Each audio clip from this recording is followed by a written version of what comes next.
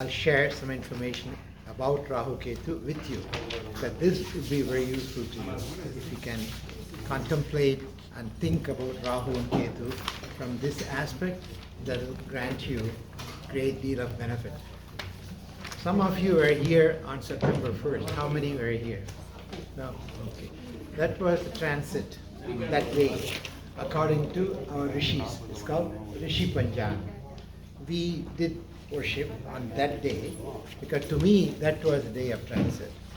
But astronomically, today is the day, Rahu Ketu transit. All the temples in India and here, they all follow that day, today's day, as a day of transit.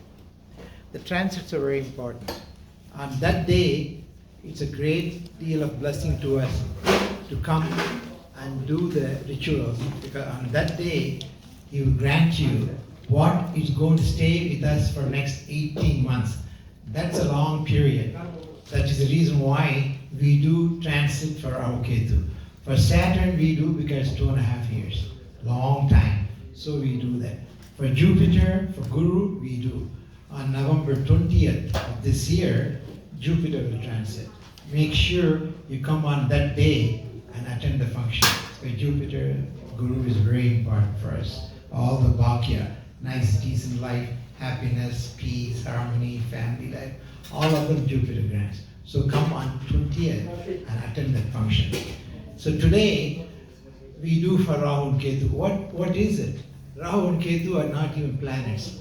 We don't have a planet. They're called shadow planets. Then how come they can have that much effect on us? First of all, why would the planets there would affect us that much? It does because all of us came from one cosmic dust at the time of Big Bang, the cosmic 14 billion years ago. The dust came all the way and our solar system formed about 8 billion years ago. Sun formed, then all other dust becomes planet about 4.5 billion years ago. So we are all part of it. So that planetary imprint is in us because we are from the dust. So you can understand why we are all one family. At least our solar system is close to us. Technically, anything which exists in the universe is our family because we all came from one source, which is Divine Mother, the supreme, pure, conscious. That's all existed before. When she decided she wants to have trillion aspects of her, she can experience. There will be two, not one. There will be trillion forms. That's the way the creation started. That's the purpose of creation.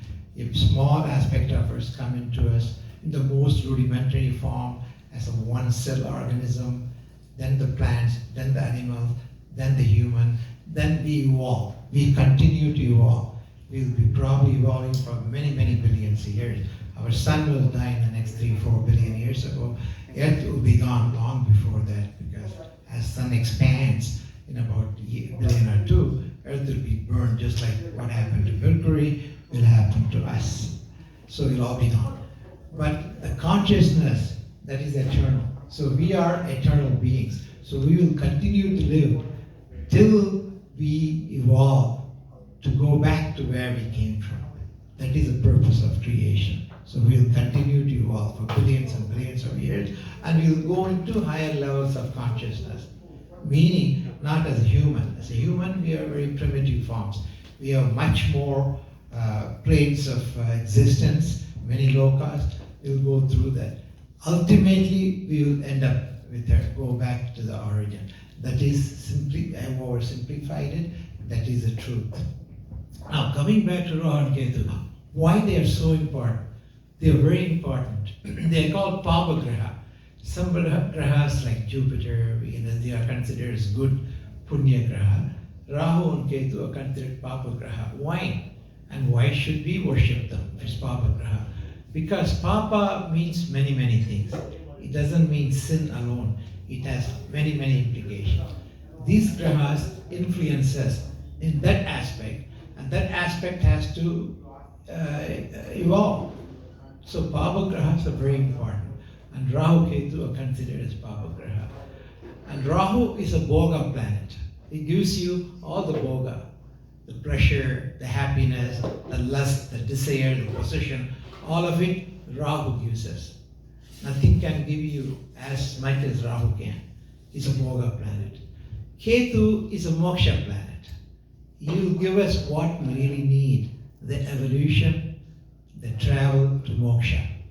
That is Kethu. Kethu is in charge of, so it's called Mokshakara. Rahu is called Bhogakara.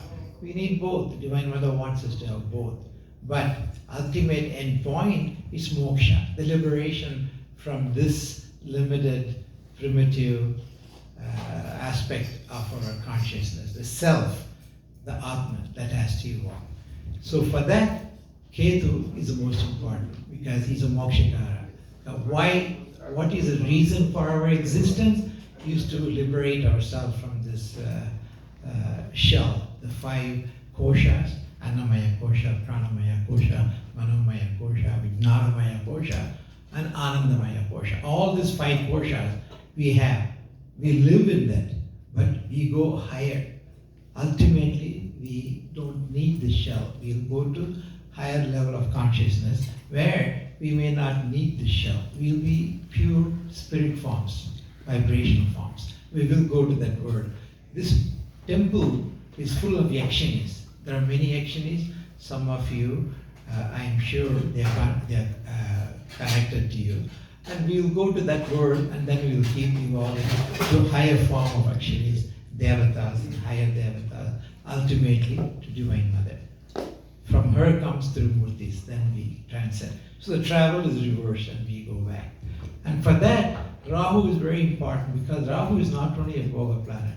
He gives us many, many abilities to travel through. It's a long travel, it's a very difficult travel from this primitive form to be in that world, to go to that high level of existence.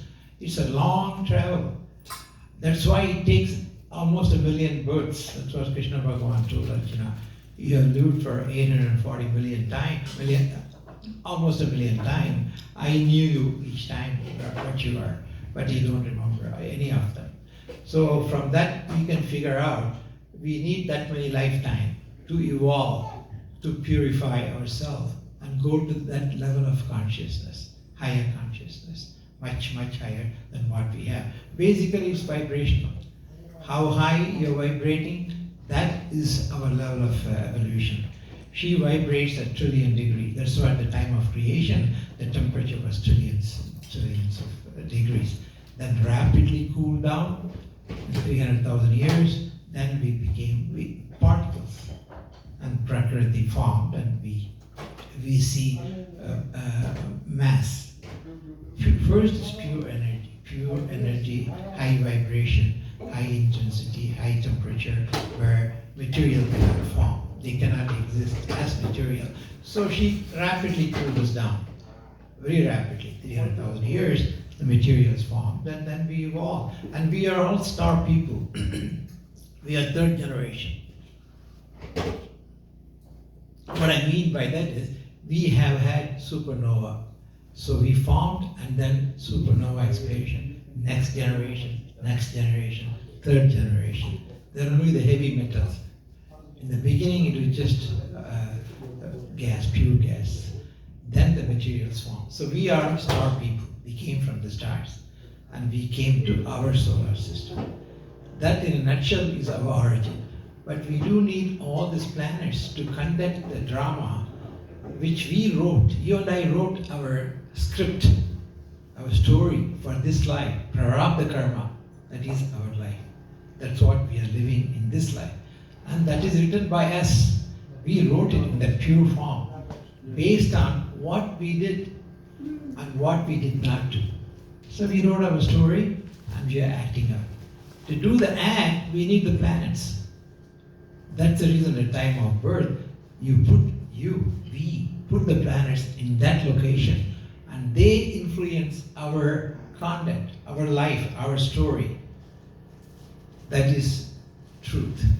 And Newton knew that. He wrote, he actually charted astrological chart, made lots of money. But after he found out fundamental laws, astrology became pseudoscience. Oxford stopped teaching astrology. Before that, there was the first science taught in Oxford. Ironically, Newton was a great astrologer. He believed in that, he wrote many, many things, but he kept it hidden. Now they are finding out how much he knew. And he used to make charts for the royalty, and made huge amount of money. He was a multi-millionaire. He was Bill Gates of his time by making charts. And he made very accurate predictions. One of the predictions he made on that particular day, the King of France and England will die in a very violent way. The thing went into the eyes, jostling, and the French king died, just like the way he predicted. So he charted. So astrology is very scientific if it is done properly and if it's interpreted properly. That's why it's, and then many, many factors. Today, Raahu and Kethu may be in some position, but it is not the location. And what it is the sun-moon intersection. And that, on this day, it's a certain location. Although there is no physical planet, the energy of that combination, the travel, that affects us. So basically, you don't have to be a planet. You can have the intense energy. And Raahu and Kethu have it. Mythologically, you know the story. It was Svarabhanu, an asura who drank Amrita by cheating, acting like he was Deva. Then sun and moon pointed out to Mahavishnu, and Mahavishnu cut his head off. So he is head and the body. That is mythology. But it has a meaning. Every mythological story has a meaning behind it. But they are very intense. That's why you have lunar and solar eclipse. They are very inimical towards Devas. Because they are asuras to begin with. But they are in us. All the asuras and Devas are all in us. And they are very intensely present in us. So during the next 18 months, they will do many, many good things to us, many, many bad things to us. Depending on your Rasi. So we calculate. So we have given lots of information in the email. You all get the email, right? If you don't, you have copies. We are given lots of information about Raahu, Kethu, the transit, what is the effect. Some of us, it's very good. The Raahu, the Kanya Rasi, Mithuna Rasi, Meena Rasi, Raahu, Kethu. Each one has a different effect. Kataka Rasi, they're all good. Some of Rasis are not good. They call Parikar Rashi. Those of us, I belong to that group, not an auspicious group. So I will come and do on certain days. The ruler of Kethu is Ganesha. The ruler of Raahu is Divine Mother. So on that day, I will come and do Parikaram for that planet. Do they work? I believe it does, because what I'm doing is making my own Raahu and Kethu. I have it, you have it. The imprint is in all of us. I appease them. I please them. And when they are pleased, the damage done by them is less. And if it's well placed, like I mentioned, certain Rasis, it is there, you are very lucky. For instance, Kanya Rasi, Mithuna Rasi, Meena Rasi, Karaka Rasi, you're all lucky because either Raahu or Kethu is positive for you. And all the information is given in the email. So you can, even if it is good, remember, it is not just those two planets. It's not, I'm saying planets. They're not planets, but they are like planets, shadow planets. And on those days, for Raahu, I will do certain things with Divine Mother. For Kethu, I do certain things with Ganesha. The Ganesha is a Lord for Kethu. That's why he is a Moksha-kara. Ganesha, with the most wisdom, removes obstacles for our evolution. Not just physical obstacle, evolutionary obstacle. And we travel and go towards our aim. The reason for us being here is what? Self-knowledge, knowledge about the self, which will make me know who I am. I'm not this mind, body, intellect, ego. I am the Atman. So all this information, they will give it to you. And if you realize it, understand it, and do the nicest thing, like Krishna Bhagavan gives it to Uddhava. At the end, Uddhava was the closest to Krishna Bhagavan, devotee. and that part is called Uddhava Gita. He gives very mystical information, very deep information, which is what makes us realize we are really divine, but we don't. We think we are human and we act like human and we do good and bad. And slowly we clean ourselves up. Ultimately, with the Mother's grace, particularly in this place, if you're here, you are purified, you're pure, otherwise you won't be here. And when you're purified, the Atman gets purified, and you understand the divine nature. And being here, like for instance today, being here and doing the Abhishekam, that holy water, we did it this morning. We did worship and energize that water. And that water we use to do the Abhishekam. They're all very meaningful. Abhishekam, homas, pujas, meditation, all of them very meaningful. Today, Mother gave us the blessing, all of us, to be able to do the Abhishekam. So that Raahu and Kethu in us will be energized, purified, and will do many, many good things to us. Even if it's placed badly, don't worry, because in life, maybe 10-20% be affected by them. Rest of it, there are many other planets. They all work on us. Then how come we don't do Abhishekam, Alankaram, and all that function for those planets, like Venus? Venus is it's the longest, almost 20 years is Venus. That's a very powerful planet. We don't do it for the other planets because they stay for a short period, like Mars, so 6 weeks, then it moves. So we don't do that. We should technically do for all the planets and the transit. But the short term, so we assume we can live with that. If I have a bad Shiva dosham, I can live with that because 6 weeks is going to move. And there are two things you have to consider. At the time of birth, it's called natal chart, where he was. Kochara means now where he is. Both have the influence. So astrology is very complex. Many, many interactions. Even Jupiter looks at Papagraha and it's bad. It will become auspicious. So many, many interactions, multifactorial. You really have to have a good astrologer to give you exactly what it is. But generally, I'm Rishabha Rasi. For Rishabha, that location of Raahu and Kethu is okay. It's not particularly good. And it may be bad. So I will do what I need to do. I'll come on those days. For Kethu, I'll do special prayers to Ganesha. For Raahu, I'll do special prayers to Divine Mother. Durga is the Lord for Raahu. So Mother has given certain information which I'm sharing with you, and in that email we are given lots of information. Now there's much more information than what he is looking at. They have it. Yeah, email has more details. More detail. They're given lots of detail. It tells you what is good, what is not good, and what you can do. Essentially, the stones do help. That's why they say you wear amethyst for Raahu, you wear cat's eye for Kethu. Is it superstitious? No, it is really true. That energy of that helps that planetary effect on us. So I will wear amethyst, I will wear cat's eye. If I do need, if I go through bad time, I will. But I come here and I ask Ganesha to protect me from Kethu's ill effect. I ask Parashakti to protect me from Rahu's ill effect. And they listen to him because they are the Lord.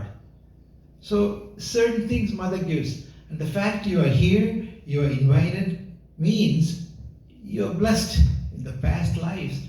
You are blessed enough to be invited by Mother. If she doesn't invite you, you won't be here.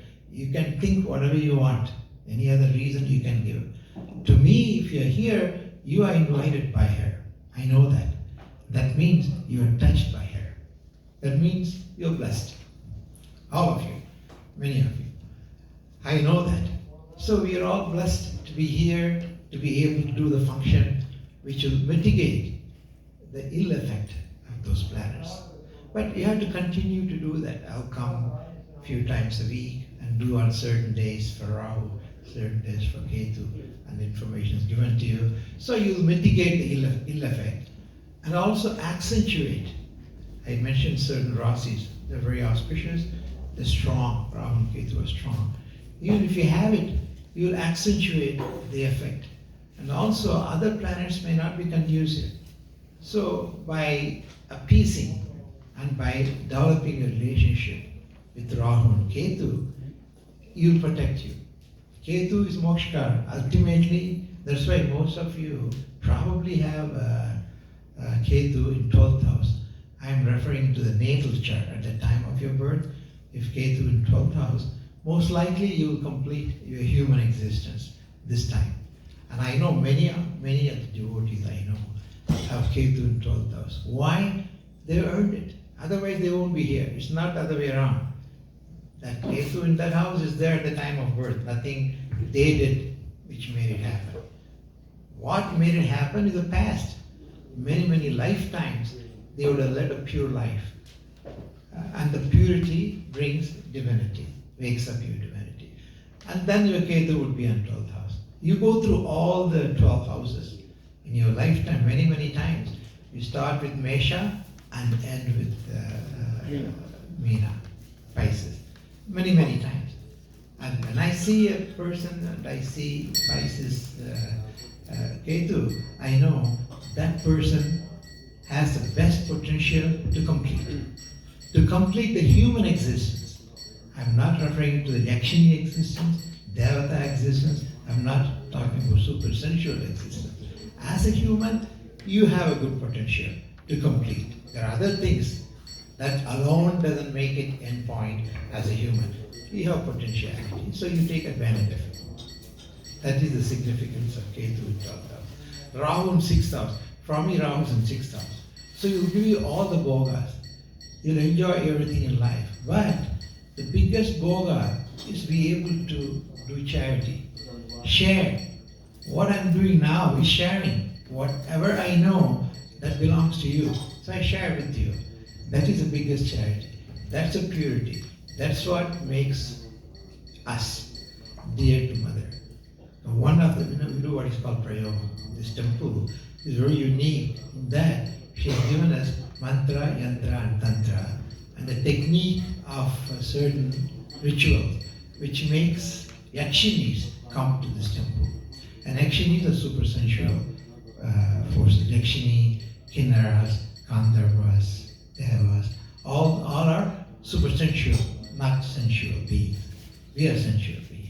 Higher level would be super sensual. That is their word. And this is the entrance to that word. So whoever comes here, you already would be introduced to those elements, the super sensual elements. So you'll be ready.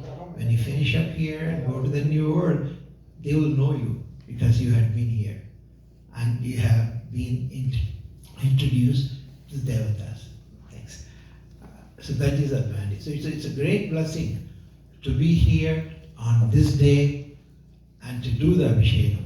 And whatever needed to be done this morning, we did it on your behalf. You are not here this morning. But I do for the devotees. So she makes sure somebody does to all the devotees. And they may not even know what we did this morning. But she makes sure you get the benefit of that. How kind she is. You don't even know what we did. But that is that for you, for all the devotees. And tell me. They're ready, Doc. They're ready, Doc. Are they ready? Okay, thank you.